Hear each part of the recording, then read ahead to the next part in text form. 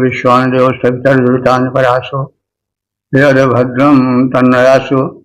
ॐ भद्रं कर्णेभिः शृणुयाम देवा भद्रं पश्येमाक्षिभिर्यजत्राः स्थिरैरङ्गैस्तुष्टुवांसस्तनुर्भिः देवहितं यदायुः। वेद प्रेमियों सुधी श्रोताओं संप्रति हम सब ऋग्वेद के दशम मंडल के 64वें सूक्त की व्याख्या में प्रवेश करने जा रहे हैं। इस सूक्त में 17 मंत्र हैं। मंत्र दृष्टा से गए प्रात देवता विश्वदेवा। इस सूक्त के प्रथम मंत्र का शीर्षक है देवों के पूजा विषयक तर्क वितर्क। अब संबंधित मंत्र का सर्वप्रथम सस्वर पाठ हो जाए।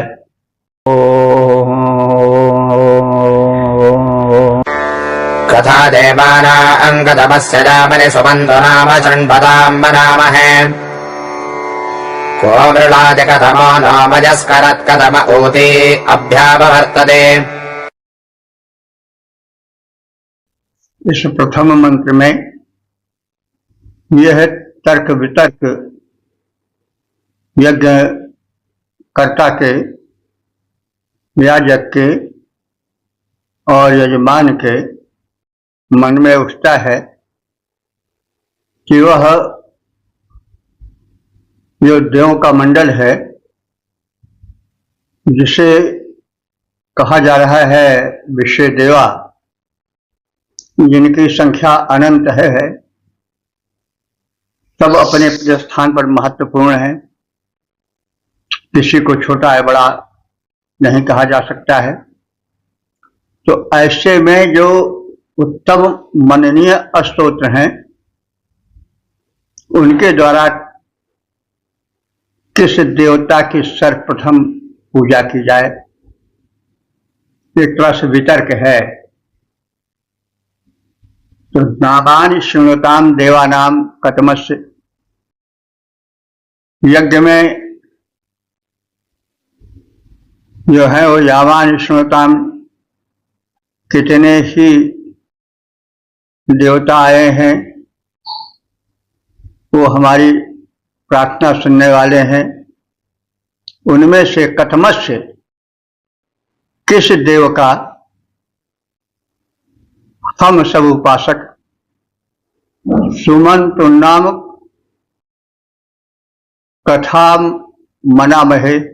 सुमंत नाम मने सुंदर मननीय, जो उच्च कोटि के मंत्र हैं, स्तोत्र हैं, उनसे हम प्रथम किसी देव की उपासना करें। कह कौन नह मृडाति, हम पर अत्यधिक कृपा करेगा।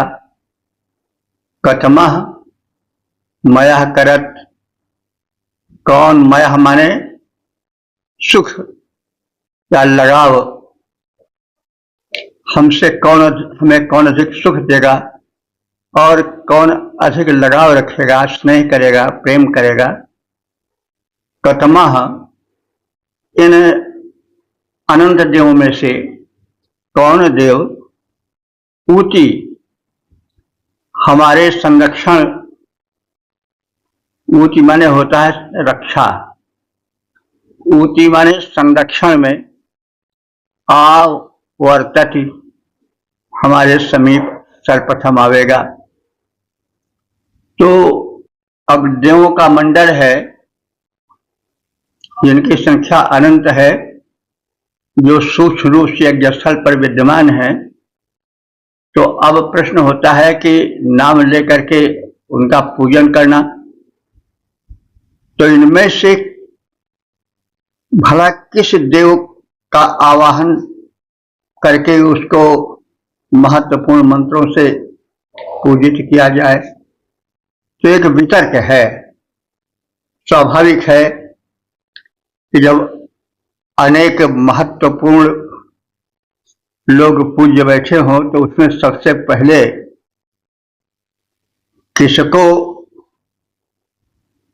सर्वाधिक सम्मान दिया जाए, यह वितर्क होता है तो ये एक प्रेम का परिचायक भी है। कोई छोटा बड़ा समझने की बात नहीं है, क्योंकि छोटे बड़े का विचार आता तो यह वितर्क ही न उठता। सबसे पहले दौड़ के उसी का पूजन होता, उसी को अस्तोत्र मंत्र सुनाए जाते। तो इसलिए इस परिप्रेक्ष्य में जो पूजक है, उपासक है, वो कह रहा है यज्ञ में हमारी प्रार्थना सुनने वाले देवों में से किस देव के प्रति किस प्रकार के मननीय स्तोत्रों को किस रीति से हम प्रस्तुत करें, यह वितर्क उठ रहा है। कौन देव कृपा पूर्वक हमारे हेतु मंगलमय सुख प्रदान करेगा, कौन देव हमारे संरक्षण हेतु यज्ञ में सर्वप्रथम उपस्थित होकर के सर्वप्रथम सक्रिय होंगे, यह वितर्क है। तो इसको हम कैसे समझें? तो यह एक वितर्क है जो सरल हृदय में उठा, उस हृदय ने दबाया नहीं, उस भाव को वाणी दे दी। तो किस प्रकार के स्तोत्रों को हम देवों को यहाँ सुनाएं, कैसे प्रस्तुत करें, उन्हें हम विनती कर किस भांति मनाएं। कौन देव सुख देंगे हमको, कौन कृपा बरसाएंगे, रक्षा करने कौन देवता प्रथम यज्ञ में आएंगे। 10:64 देवता विषय देवा शीर्षक देवोपासना में अनुरक्ति। अब संबंधित मंत्र का सर्वप्रथम सत्तर पाठ हो जाए।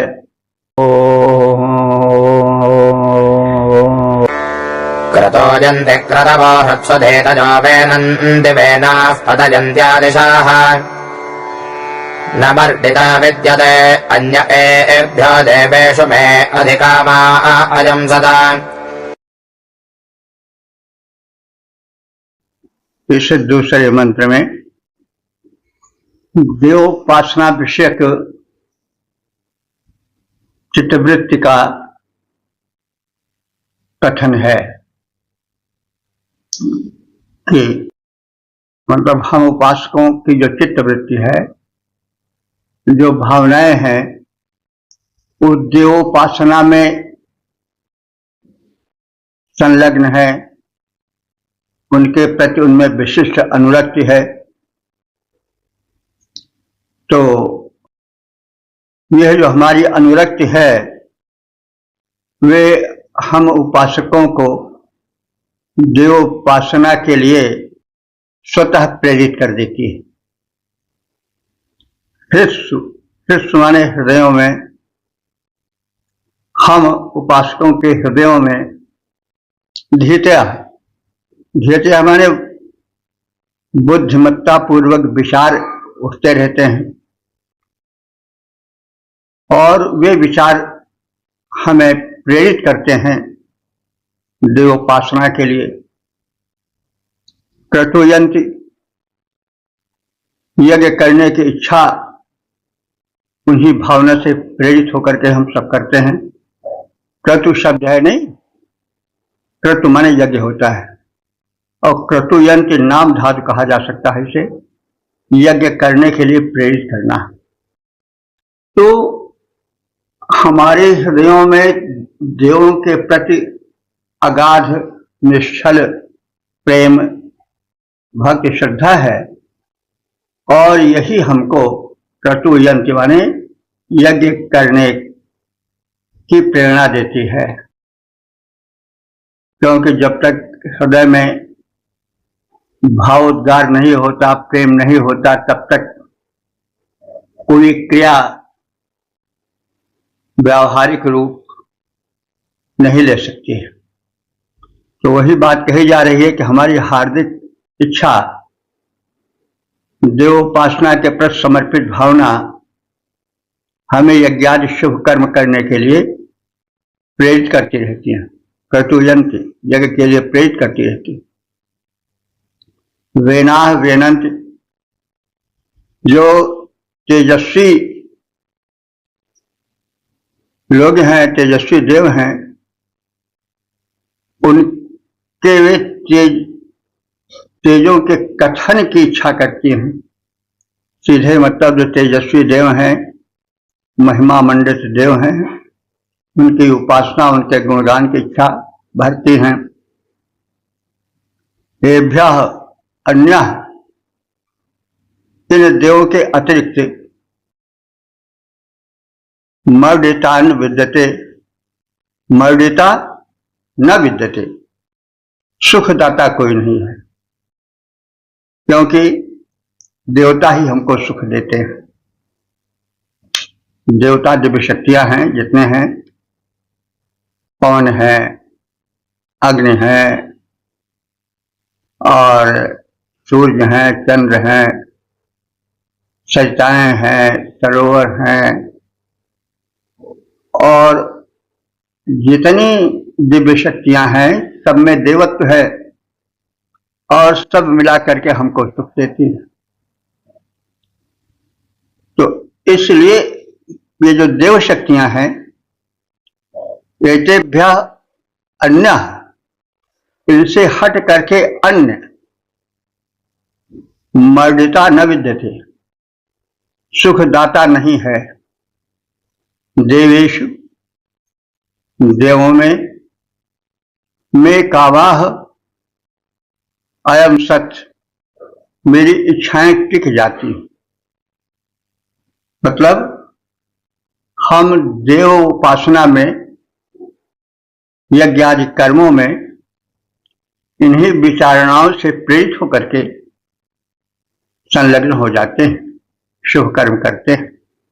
क्योंकि हमारे हृदय में भावना बैठी है कि जब तक दिव्य शक्तियां हमारे अनुकूल नहीं होंगी तब तक हम सुखी नहीं रह सकते हैं। ये तो सत्य ही है कि जितनी शक्तियां हैं, चाहे जल हो, चाहे वायु हो, चाहे अग्नि हो, जब वो अनुकूल नहीं रहेंगी, जल वायु आदि नहीं हमारे माफिक पड़ेंगी, तो हम कैसे सुखी रह सकेंगे? हम अस्वस्थ रहेंगे, हम विक्षिप्त रहेंगे, हम विकृत रहेंगे, हम रुग्ण रहेंगे, तो फिर सुख हम में कैसे टिकेगा? तो इसलिए दिव्य शक्तियों की उपासना हम सोच विचार पूर्वक श्रद्धा भाव से करते हैं, और वह करणीय भी है। हमारी हार्दिक इच्छाएं हमें यज्ञादि शुभ कर्म करने को प्रेरित करती रहती है। तेजस्वी लोग, तेजस्वी विचारशील देवों की कामना करते हैं। जो बुद्धिमान है, सद्विचारक हैं, वो दिव्य शक्तियों पर विश्वास रख करके उनको अपने अनुकूल करने की चेष्टाएं करते हैं। हमारी अभिलाषाएं देवानुगामी हैं, यानी हम देवों को आगे रख करके ही इच्छाएं करते हैं और तदनुसार आचरण करते हैं। देवों के अतिरिक्त अन्य सुखदाता नहीं है। इंद्रादि देवों की उपासना में हमारी अभिलाषाएं टिकी हैं, अर्थात हम उनके उपासक बने हैं। अब यहां देखिए, जो नाम लिए जा रहे हैं, इंद्र हैं, वरुण हैं, मित्र हैं, आज तो नहीं लिए जाते हैं, आज दूसरे देव हैं, लेकिन जब हम जिसका नाम लेते हैं वो हमें वैसा फल देता है। जैसा हम कहते आ रहे हैं कि शक्ति का कोई नाम नहीं होता है, रूप होता है शक्ति का, सूक्ष्म भी होता है, स्थूल भी होता है। जो दैवी शक्तियां हैं वो सचेतन है, क्योंकि संसार अगर जड़ के द्वारा संचालित हो तो उसका सुंदर संचालन, सकुशल संचालन हो ही नहीं सकता है। इंजन भागता अवश्य है, शक्ति उसी की रहती है, लेकिन यदि ड्राइवर न हो तो इंजन कहां कब क्षतिग्रस्त हो जाए कुछ कहा नहीं जा सकता है। तो इसलिए जो दिव्य शक्तियां हैं सचेतन हैं, युगानुसार जिनके नाम बदलते हैं, लेकिन जो हैं अवश्य, जो इस युग में, वैदिक युग में इंद्रादि कही जाती हैं, बाद में जो भिन्न भिन्न रूप में, भिन्न भिन्न देशों में, भिन्न भिन्न स्थानों में, भिन्न भिन्न नामों से संबोधित की जाती हैं, तो सब अपने अपने स्थान पर फलदायिका हैं, लेकिन शक्तियां वही हैं, वे चिरंतन हैं, शाश्वत हैं, और उनकी उपासना जीवन में सुख, शांति और आत्मविश्वास लाने वाली। अंतःकरण से प्रेरित कर्ता यज्ञ आदि के शुभ कर्म करें। अंतःकरण से प्रेरित कर्ता यज्ञ आदि के शुभ कर्म करें। चित्तवृत्ति देवानुगामिनी, देवोपासन धर्म धरें। देवों के अतिरिक्त न कोई सुखदाता है, त्राता है। अभिलाषाएं देवाश्रित हैं, देवोपासन भाता है। ओम 10:64-3 देवता विषय देवा शीर्षक देवस्तुति हेतु उपदेश। अब संबंधित मंत्र का सर्वप्रथम सत्वर पाठ हो जाए।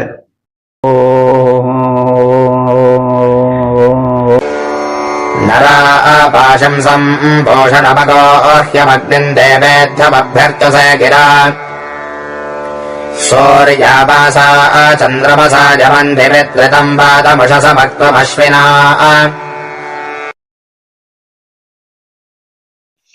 इस तीसरे मंत्र में कथित है कि जो सृष्टि संचालक देवमंडल है वह अस्तुत्य है,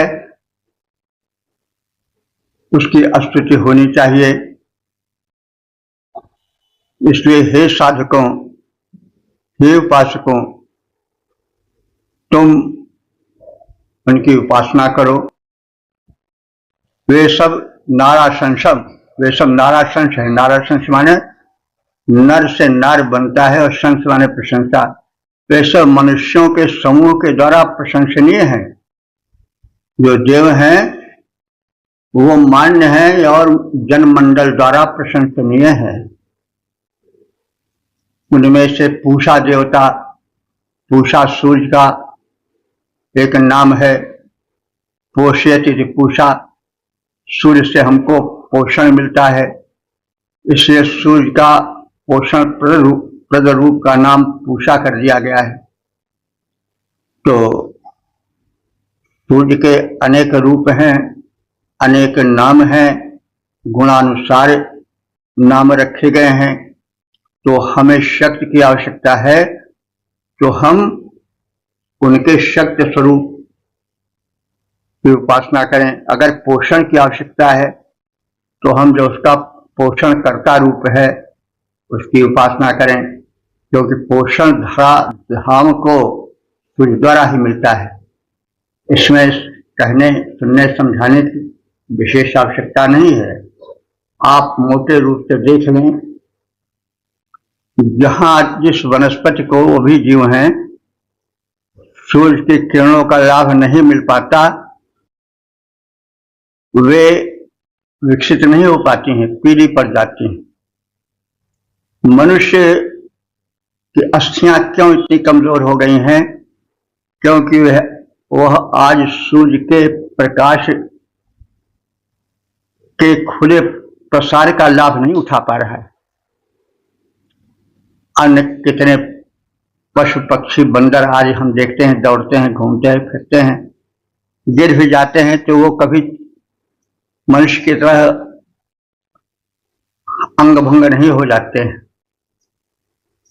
क्योंकि मनुष्य के अतिरिक्त और जो प्राणी हैं वे सूर्य के संपर्क में सीधे रहते हैं, इसलिए वे पोषण से युक्त रहते हैं।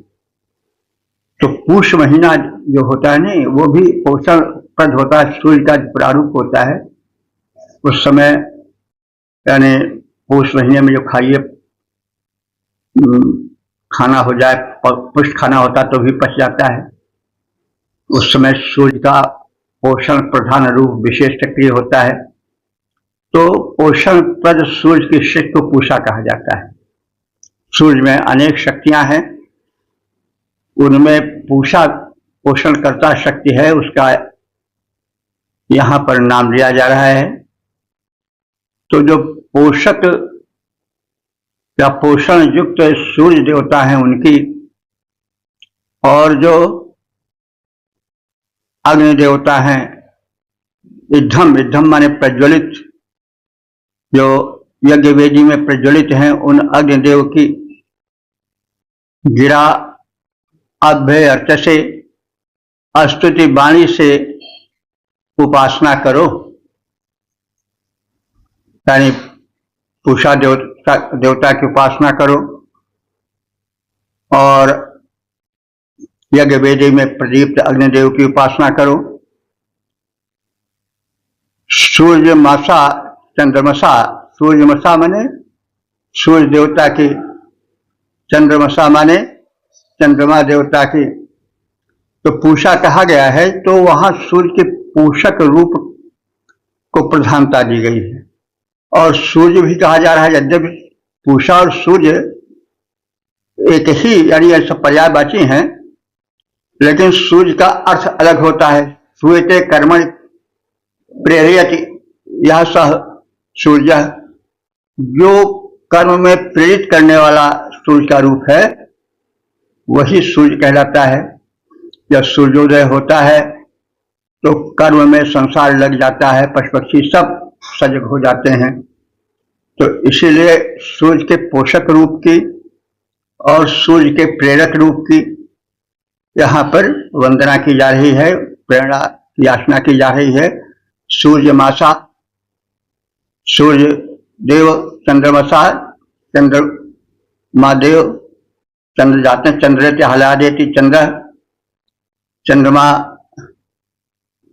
से हम सब परिचित हैं, कहने की आवश्यकता नहीं है। और ये चीज ध्यान रखिए कि ये सब जो दिव्य शक्तियां हैं इनका पृथ्वी पर प्रभाव पड़ता है। ये मत समझिए कि बस ये कोई मतलब है कि भाव में कुछ बड़बड़ाया जा रहा है। सूर्य से तो हम जानते ही हमको जीवन मिल रहा है, प्रकाश मिल रहा है, सूर्य ना हो तो धरती नहीं रहेगी। लेकिन चंद्रमा का भी प्रभाव पड़ता है जीवन पर।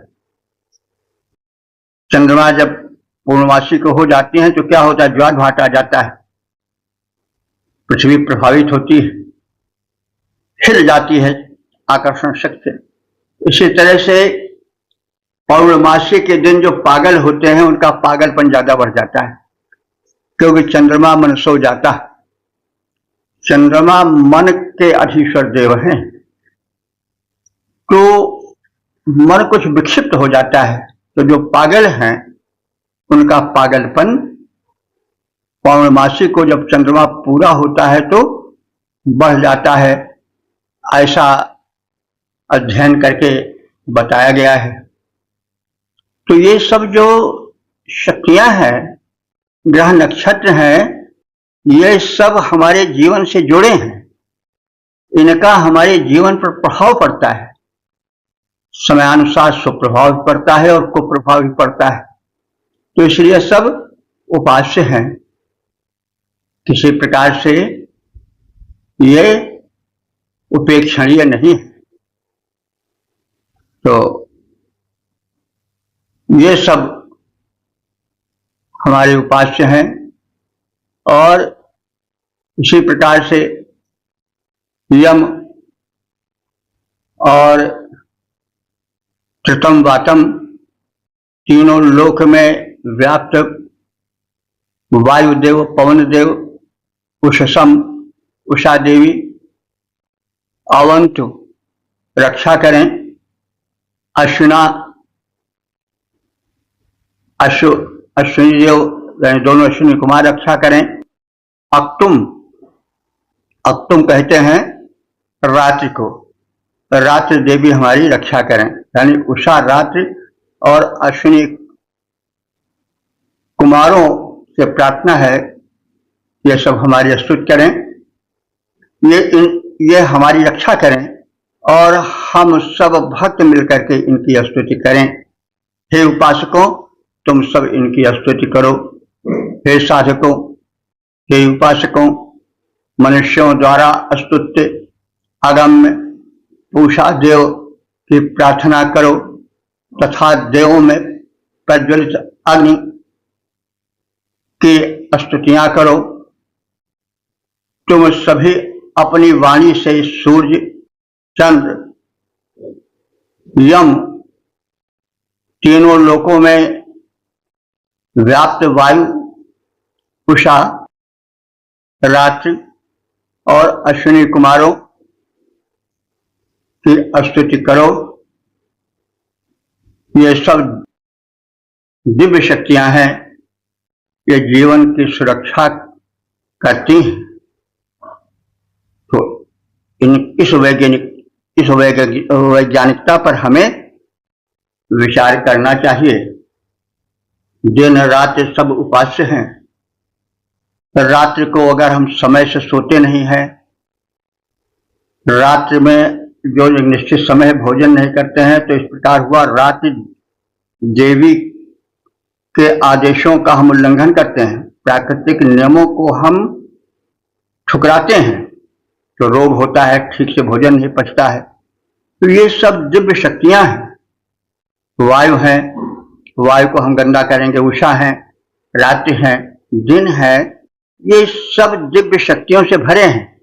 इन्हें हमें ठुकराना नहीं चाहिए। जड़ समझ करके इनके साथ मनमानी नहीं करना चाहिए। इनके प्रति समझदारी पूर्वक इनकी वैज्ञानिकता को समझ करके नम्र भाव से इनकी स्तुति करनी चाहिए। स्तुति करने का मतलब हुआ इनके साथ सद्व्यवहार और जो नियम है इनके उसका पालन करना चाहिए। राजा की स्तुति क्या है कि उसके निर्धारित नियमों का पालन करो। अगर निर्धारित नियमों का पालन नहीं करोगे तो फिर दंड पाओगे। वही बात है। तो जो वेदों में कहा गया है तमाम दिव्य शक्तियों का नाम लेकर के, वे उपेक्षणीय नहीं है। यदि हम वैदिक देवों के रहस्य को समझें, चिंतन मनन करें, तो हमारे बहुत दुख द्वंद्व दूर हो सकते हैं। हम सुख शांति प्राप्त कर सकते हैं। स्तुति अगम्य देव पूषा की स्तुति में चित्त लाओ, प्रज्वलित अग्नि की करो प्रार्थना, वाणी से गुण गाओ। सूर्य, चंद्र, यम, वायु, उषा, ये सब हैं देव उदार हैं स्तुत्य तुम्हारे द्वारा प्रिय अश्विनी कुमार। ओम 10:64 देवता विश्वदेवा शीर्षक आवाहन समयार्थ आग्रह। अब संबंधित मंत्र का सर्वप्रथम तत्पर पाठ हो जाए।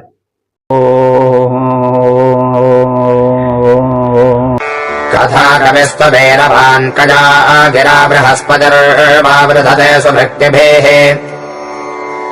अज एकपात्सहवेभिरक्मभिरहि शृणोत बुद्ध्या हवे मने। इस चौथे मंत्र में विश्व देवा के अंतर्गत कुछ प्रचलित और कुछ अप्रचलित नामों का कथन किया गया है और उन सब से कल्याण की कामना की गई है और स्तुति सुनने की प्रार्थना की गई है। कवि अग्नि, कवि माने ज्ञानी।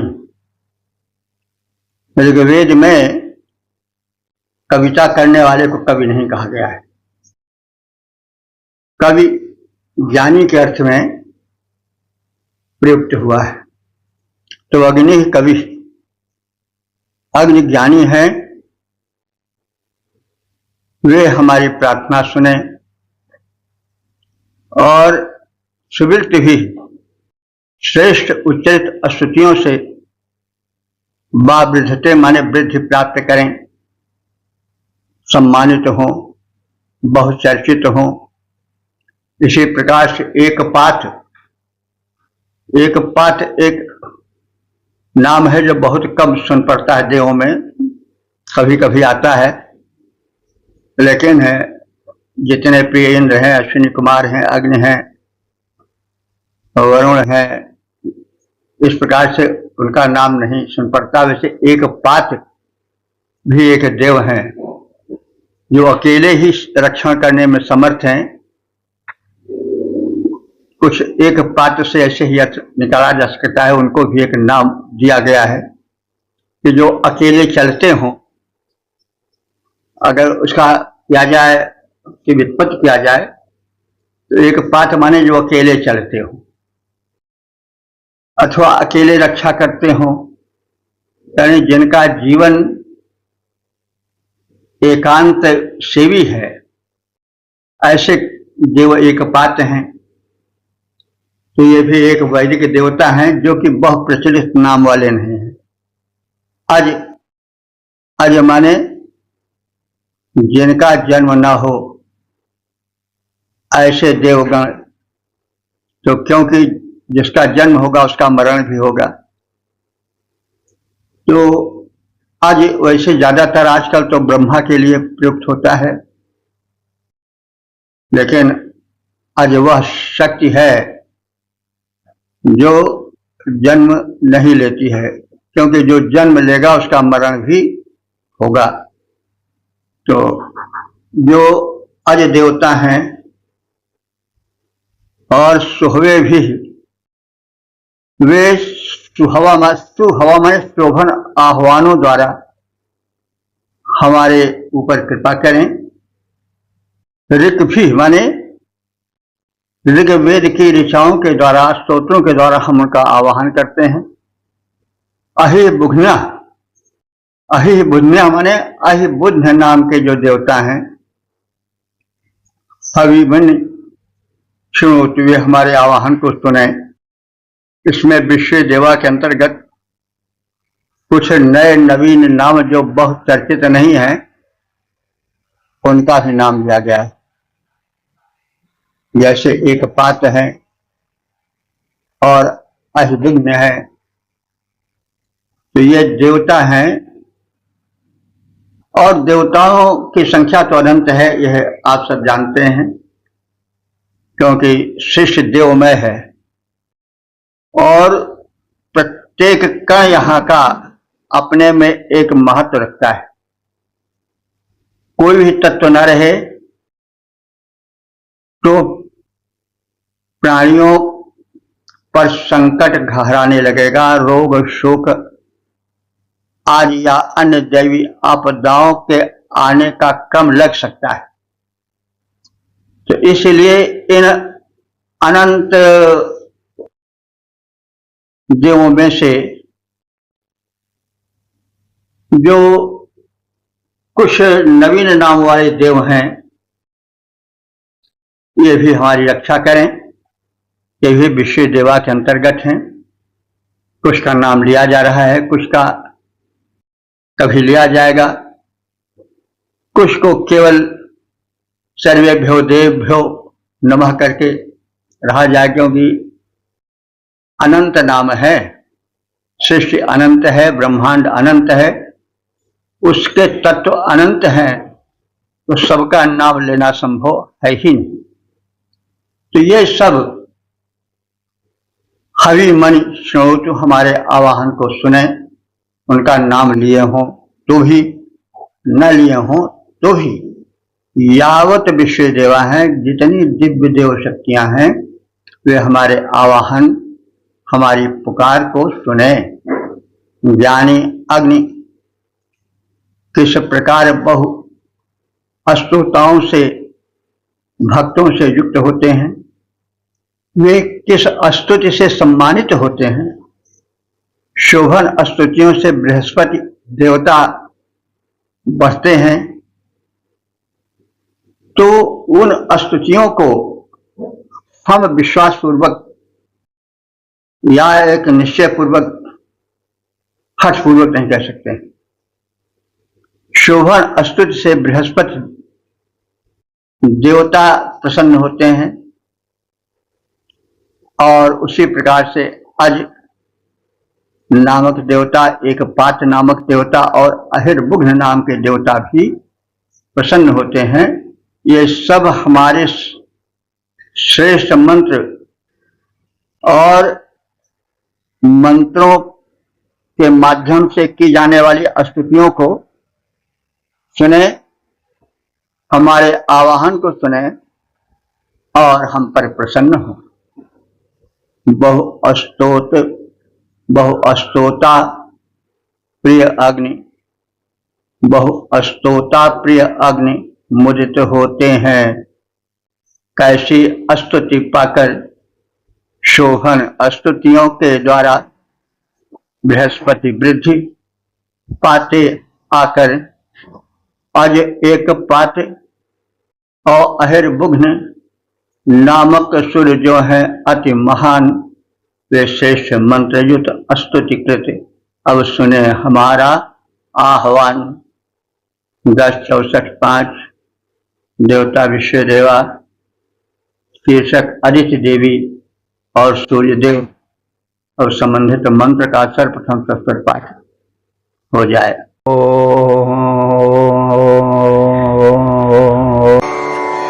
दक्षस्य वादिते जन्मनिवृते राजानामित्रा वरुणा विभाससे अजोऽर्तबन्धाः पुररथो अर्यमा सप्तहो ताविषरूपेषु जन्मसु। इस पंचवें मंत्र में पृथ्वी देवी और सूर्य देवता का पारस्परिक संबंध, सूर्योदय पर पृथ्वी की क्रिया और प्रतिक्रिया तथा किन किन देव शक्तियों का विशिष्ट योगदान होता है, पृथ्वी किस प्रकार से उनका सत्कार सम्मान करती है, अपने को सुसमृद्ध पुष्ट करती है, इन सब पर प्रकाश डाला गया है।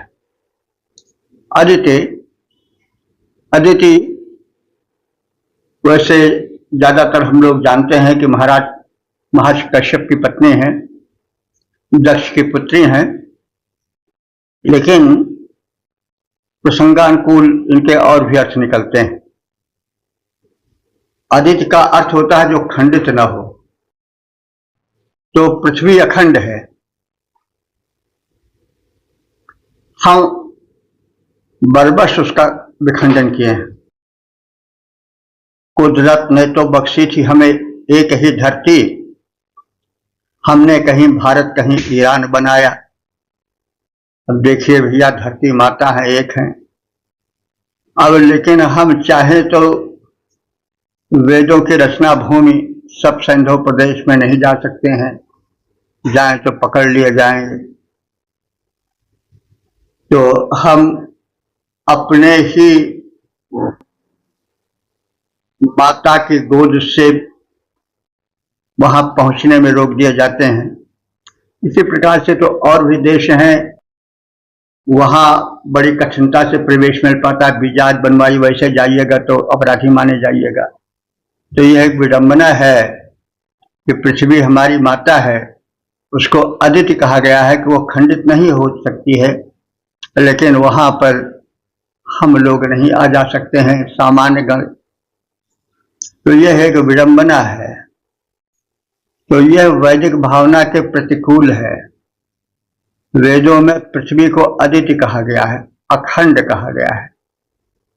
हम खंड खंड करके एक अपनी अल्पज्ञता का परिचय दिए हैं।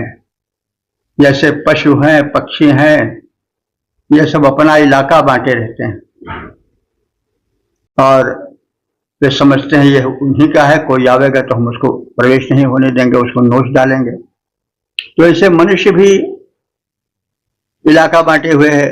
हम बंदरों को, कुत्तों को जब देखते हैं कि दूसरा कोई आता है तो झपट पड़ते हैं, तो थोड़ी हंसी आती, बताइए। ये जो खुद दूसरे के आगे पूंछ खिलाते फिरते हैं, वे अब अपना इलाका बनाए हुए हैं। तो ऐसे हमारी भी मूर्खता पर कोई हंसता होगा, हो सकता है। तो पृथ्वी तो अदिति है, अखंड है। तो अदिति है अखंड पृथ्वी माता खंडनिया। दक्ष, दक्ष से जन्म, दक्ष कहते हैं सूर्य को। सूर्य का जन्म होता है, सूर्योदय होता है, तो तुम्हारी क्रिया प्रतिक्रिया बदल जाती है। व्रते माने यज्ञ होने लग जाते हैं। निद्रावस्था से व्यक्ति जागृत हो जाता है। राजाना मित्रा वरुणा, जो राजा स्वरूप मित्र और वरुण देव हैं, वे तुम्हारे द्वारा अभिनंदित होते हैं। अर्यमा देव और अन्य देव भी तुम्हारे द्वारा सत्कृत होते हैं। सप्त होता अतूर्त पंथा, जो 7 होता है, सप्त महर्षि हैं, उनका भी पथ प्रशस्त होता है। वे भी सूर्यदेव की प्रार्थना में संलग्न हो जाते हैं। पुरुरथा, और 7 किरणों से युक्त, पुरु माने अनंत होता है, रथ माने रथ। तो 7 किरणों से, अनंत किरणों से युक्त जो सूर्य है, वे अविच्छिन्न मार्ग से धीरे धीरे ऊपर आकाश में उठने लगते हैं और उनका उत्कृष्ट रथ सक्रिय हो जाता है। हे अखंड पृथ्वी देवी, सूर्य के जन्म काल में तुम राजा मित्र और वरुण की सेवा करती हो। विविध स्वरूपों में जन्म लेने वाले सप्त होता अर्यमा सूर्य देवता, अर्यमा सूर्य का नाम है। सूर्य का शत्रु कौन है? अंधकार। तो अरि ही, मतलब अपने अरि को, अंधकार को, यह मारयति सह अर्यमा। तो सूर्य का ही एक नाम है। अर्यमा देव अविचल मार्ग से धीरे धीरे आकाश में उठते जाते हैं और अपने उत्कृष्ट रथ से वे ऊर्ध्वगामी होते हैं।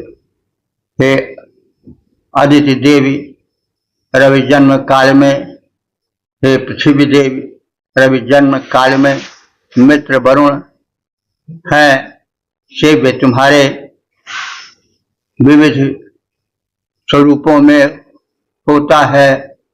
जन्म सप्त होता छवि धारे, रवि रवि अचल मार्ग नभ से जाते, धीरे धीरे छवि पाते हैं। उत्कृष्ट रथ गमन द्वारा वे संपन्न प्रभा छिटकाते हैं, संपन्न छटा छिटकाते हैं।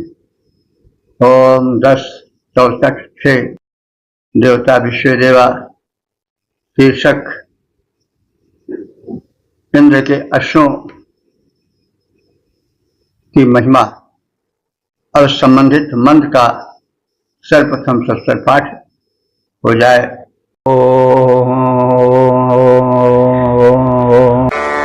तेनो अरवन्तो हवनश्रुतो हवं विश्वे शृण्वन्तो वाजिनो अमितद्रवः सहस्रसा मेधसा दाविवत्मना महोजे धनं समिधेषु जभ्रते।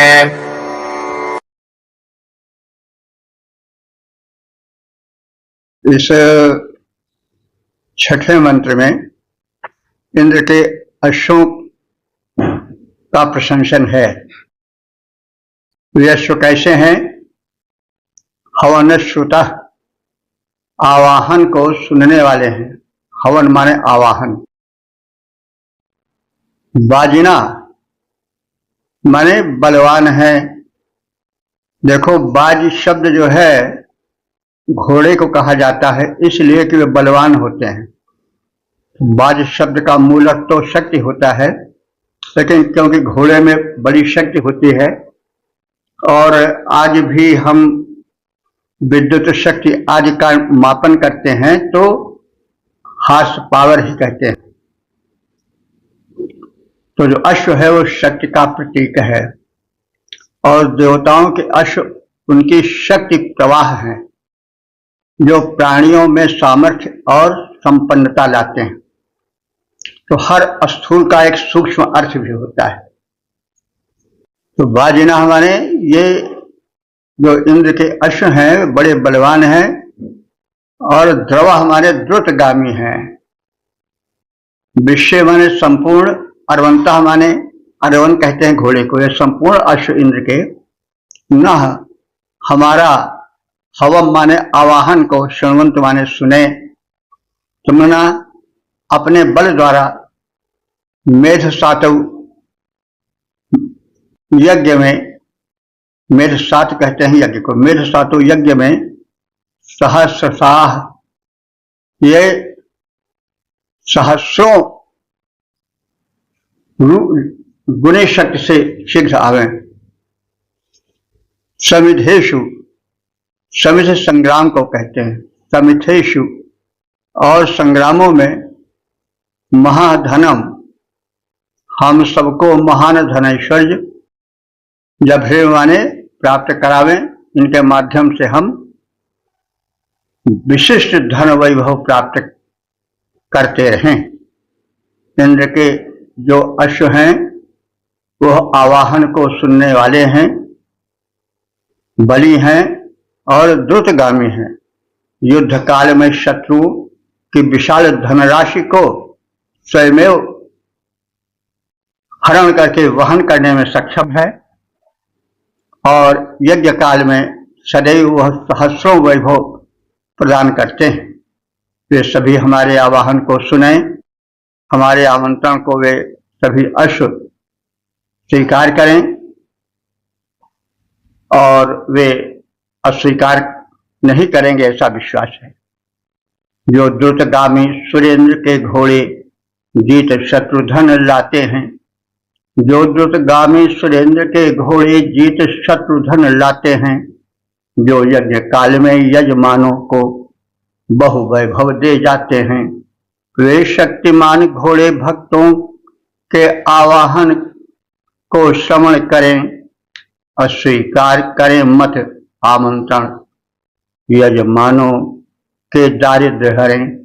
तो जैसा कहा गया है, ये अश्व जो हैं वे उनके मतलब जो विशेष के रथ में तो जुटे ही रहते हैं, यह रूपक है, लेकिन सूक्ष्म अर्थ यह है कि देवताओं की जो शक्तियां हैं वही अश्व हैं और शक्ति ही तो शक्तिमान को समर्थ करती है। यदि शक्ति न हो तो शक्तिमान नहीं रह जाएगा। इसलिए उस शक्ति की परम आवश्यकता है और वो शक्ति जो है पूजनीय है, प्रथम प्रशंसनीय है। तो 10-64 देवता विषय देवा शीर्षक यज्ञ में आमंत्रण और संबंधित मंत्र का सर्वप्रथम सत्तर पाठ हो जाए। ओम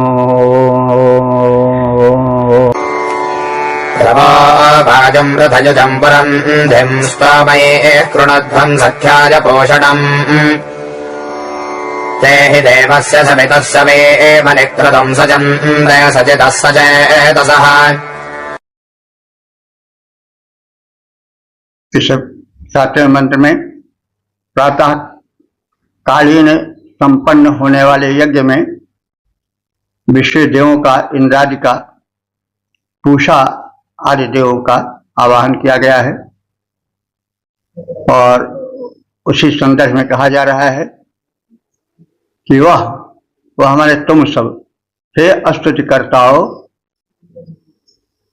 तुम सब वायु, इस यज्ञ में वायु देवता को रथ योजन कर आने वाले, रथ जोत कर आने वाले पुरंधिम पूषण स्तोमयी, पुरंधिम माने बहुत श्रेष्ठ कर्म करने वाले, पूषण माने पूषा देव को, और इंद्रादि देवों को अस्तोमयी माने स्तुति मंत्रों द्वारा बुलाओ, सख्याय कृणोध्वम, उनसे मैत्री जोड़ो, मैत्री संबंध स्थापित करो, सचितः सुचितः, और चित्त के सहित और श्रेष्ठ चित्त के सहित अर्थात परम ध्यान पूर्वक इन ज्ञानी देवताओं से अपने को जोड़ो, सचेतसा एक चित्त होकर के उनसे संयुक्त हो जाओ। सवितुः देवस्य, सविता देवता के, सची माने क्रतुम सचन्ते, यज्ञ में प्रातः काल ये सब बुलाए जाएं। प्रातः काल सविता देवता का जब उदय काल होता है उस समय प्राभातिक यज्ञ में कथित देवताओं का प्रेमपूर्ण आवाहन हो। हे स्तुतिकर्ताओं, तुम सब रथ योजक वायु को, यानी जो रथ को योजित करके, नाथ करके, तैयार करके रथ द्वारा आते हैं, तो भाई अब ये तो काव्यमय है, वैसे रथ जो है उनके शक्तिमत्ता का प्रतीक है। तो देवता के आने जाने में कोई रथ थोड़े जोड़ने की जरूरत है, लेकिन वो तो एक आलंकारिक शैली है। तो हे स्तुतिकर्ताओं, वे देवता जो कि रथ को युक्त करके, तैयार करके आते हैं, ऐसे वायु देवता, बहु कर्मों को करने में कुशल इंद्र देवता, पूषा देवता की उत्तम स्तुतियां करो और उनकी मैत्री, उनसे अपनापन स्थापित करो, यज्ञ में उन्हें आमंत्रित करो। वे सभी समान मनोभाव से युक्त होकर सर्व प्रेरक सविता देव के यज्ञ में प्रातःकाल आने वाले हैं। रथ योजक वायु इंद्र पूषा की उत्तम स्तुति गाओ। हे श्रोताओं, रथ योजक वायु इंद्र पूषा की उत्तम स्तुति गाओ। मैत्री प्राप्त हेतु यज्ञों में अपने उन्हें बुलाओ। वे एक चित्त हो आते हैं, जानो हे स्तोताओ। सविता देव के यज्ञ में उनको प्रातः काल बुलाओ। ओम 10:64 देवता विषय देवा शीर्षक रक्षार्थ आमंत्रण। अब संबंधित मंत्र का सर्वप्रथम शस्त्र पाठ हो जाए।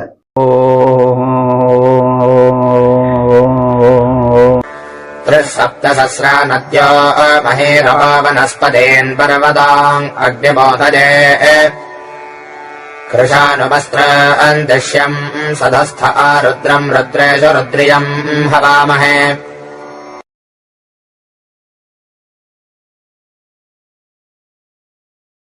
इस 8वें मंत्र में यज्ञ की सुरक्षा हेतु विविध नामधारी देवों को और देवियों को बुलाया गया है, क्योंकि कोई भी कार्य सुरक्षित नहीं माना जा सकता जब तक कि दिव्य शक्तियों का सहयोग न प्राप्त हो। इसलिए वैदिक परंपरा है, आज भी है, कि हम जो कुछ करते हैं पहले किसी शक्ति को याद करते हैं। कहीं जाते हैं तो, आते हैं तो कहीं से, खाते हैं पीते हैं तो हम किसी न किसी देव का ध्यान करते हैं, क्योंकि सर्वत्र दिव्य शक्तियां हैं और वे अनुकूल होती हैं, तभी जीवन जो है वह सुचारू रूप से निर्विघ्न चालित हो सकता है। तो इस संदर्भ में त्रिसप्त सत्राह नद्या, त्रिसप्त माने 3-7 अर्थात 21, सत्रह माने प्रवाहित होने वाली नदियां, सरस्वती सिंधु आदि ये सब नदियां हैं, 21 नदियां हैं, ये सब आवाहित हैं। और मही आपा, यह महान जल को, व्यापक जल को, विस्तृत जल को वहन करने वाली हैं, इनका आमंत्रण है। इसके अतिरिक्त वनस्पति, तरह तरह के जो वनस्पतियां हैं, जो पर्वत हैं, उनका भी आमंत्रण है। ऊते माने रक्षा के प्रयोजन से, अस्तित माने बाण, चालक जो गंधर्व हैं उनको भी आवाहित किया गया है। और तिष्यम माने नक्षत्र मंडल को भी हवा में है, हम सब अपने रक्षण के लिए बुलाते हैं। सरस्वती, सरयू, सिंधु आदि 21 नदियां जो हैं, इसके अतिरिक्त वनस्पतियां, पर्वत, अग्नि और गंधर्व जो बाण चालक है, कुशल है बाण संचालन में, उन सबको, नक्षत्रों को और हविपात्र को, रुद्रों को, और रुद्रों में जो महारुद्र हैं उनको हम सब यज्ञ में रक्षार्थ आवाहित करते हैं। सरस्वती जो सरयू सिंधु आदि जितनी नदियां प्रधान, पर्वत, वनस्पति, अग्नि, सोम, पालक जो हैं, उत्तम कृषाणु, गंधर्व, बाण चालक, नक्षत्र, रुद्रों में जो सबसे प्रधान, अब यज्ञ सुरक्षा हेतु सभी का करते हैं हम आह्वान। ओम 10-9 देवता विश्व देवा शीर्षक नदियों से मधुर जल प्राप्ति हेतु प्रार्थना और संबंधित मंत्र का सर्वप्रथम सत्वर पाठ हो जाए।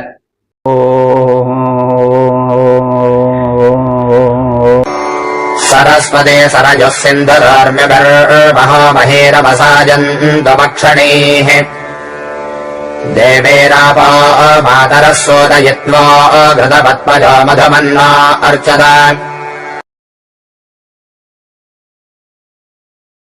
इस नए मंत्र में विशिष्ट रूप से 21 नदियों का आवाहन किया गया है, जो कि पवित्र और पुष्ट जल प्रवाहित करते हैं। तो महामही उर्मी, वे नदियां जो महा माने महती हैं, महान हैं, मही माने विस्तृत हैं, उर्मी माने जिनकी उर्मियां, लहरें बड़ी विस्तार से फैली हुई हैं, ऐसी तरंगयुक्ता सरस्वती, सरयू, सिंधु, वक्षणी माने पवित्र जल वहन करने वाली ये 21 नदियां, अवसा माने हम सबके रक्षण के प्रयोजन से, आयंत माने इस यज्ञ भूमि में अपने सूक्ष्म रूप में आए। तो आयंतु यज्ञ भूमि पर बुलाने की नदियां में भी सब बह जाएगा, लेकिन यहाँ पर जो है नहीं, जैसा हम कहते आए हैं कि देव शक्तियों का एक बाह्य रूप होता है, सूक्ष्म रूप होता है। जब हम उनका आवाहन करते हैं तो वे सूक्ष्म रूप से हमारे आवाहन पर हमारे यहाँ प्रस्तुत होते हैं और सुनते हैं, हमारी इच्छाओं को पूरा करते हैं। तो यही कही जा रहे है कि ये जो 21 प्रकार की नदियां हैं, ये हमारे इस यज्ञ प्रयोजन पर, हमारे आवाहन पर आ जाएं। ये नदियां देवी मात्रा, दिव्य जलों की माताएं हैं, और ये घृतवत माने घी की तरह पुष्ट जल को वहन करने वाली हैं, मधुर जल को प्रवाहित करने वाली हैं। न अर्चत, हमें ये अपने दिव्य जल आदि को प्रदान कर स्वस्थ बनावें, हम इनकी प्रार्थना करते हैं।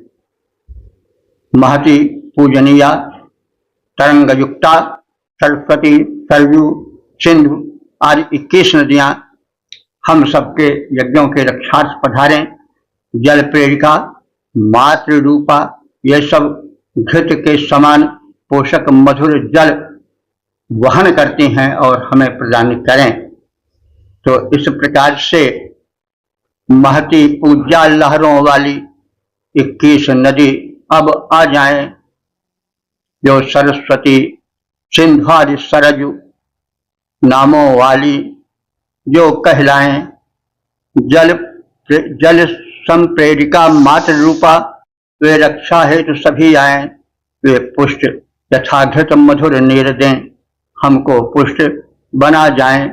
इस प्रकार से हम देखते हैं कि जब यह मंत्र अपने प्रारूप में आया होगा, इसकी रचना हुई होगी, ऋषि ने इस मंत्र को देखा होगा, उस समय आर्यों का विस्तार हो चुका था और वे सरयू आदि नदियों से पूर्ण रूप से परिचित हो गए थे। उत्तर भारत की जो सरयू नदी है, गंगा नदी है, यमुना है, आज से इनका परिचय हो गया था और 21 नदियां इनके परिचय क्षेत्र में थीं।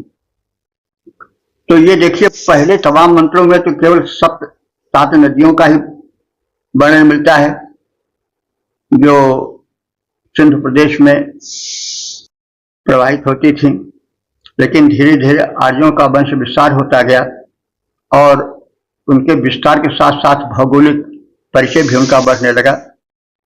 इस प्रकार से ये ज्यादा नाम आने लगे। तो ये चीज ज्ञातव्य है कि मंत्र की रचना की काल धर्मिता या काल का प्रसार जो है अनंत है। मतलब अनंत का मतलब हुआ कि हजारों साल के अंतर वाला है। कोई मंत्र जो हम देख रहे हैं, सुन रहे हैं, पढ़ रहे हैं, उसमें और जो पढ़े हैं या पढ़ेंगे उसमें हजारों साल का अंतर भी हो सकता है। 1000 साल की सीमा बहुत बड़ी होती है, तो उसमें परिवर्तन बहुत अधिक हो सकते हैं, विकास होता है, विस्तार होता है। तो इसलिए भौगोलिकता विषय के बातों का नवीन रूप में आना स्वाभाविक ही है।